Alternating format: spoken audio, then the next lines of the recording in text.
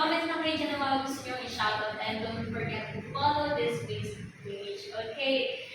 Dito sa modeling industry, how do you feel about it when you go on stage? I feel very confident and I always believe in myself and believe in me. Lang sa atin, like from believing in yourself, just like what you said. So, in 2 years of modeling, A pageant rather. And it was held at Sana, Malaysia, and it was a pageant. And I won Grand Winner Kid Universe. wow, in Malaysia? Yeah, Wow, that's so nice. What was that? that was 2020. Oh, so last year! Grabe! So, nag-beauty pageant ka pala. Pero ang naunang talent portion, something like that. So, that is your first title. Ang pinaka-favorite part mo? Yung talents mo or skills, hobbies aside from modeling? My talents are acting, singing, dancing, and modeling. And then my hobbies are singing and drawing. Kahit maliit na, kahit short sample lang.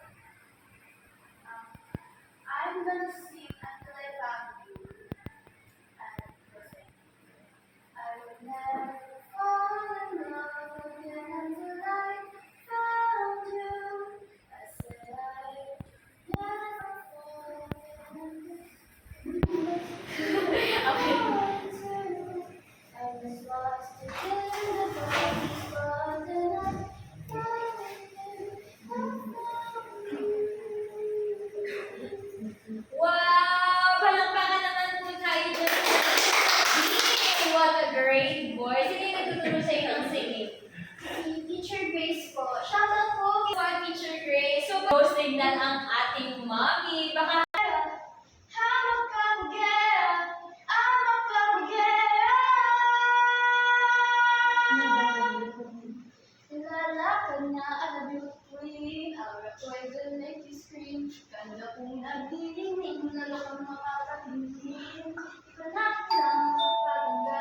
Medyo ka lang panalo na. Hindi ka filter sa camera.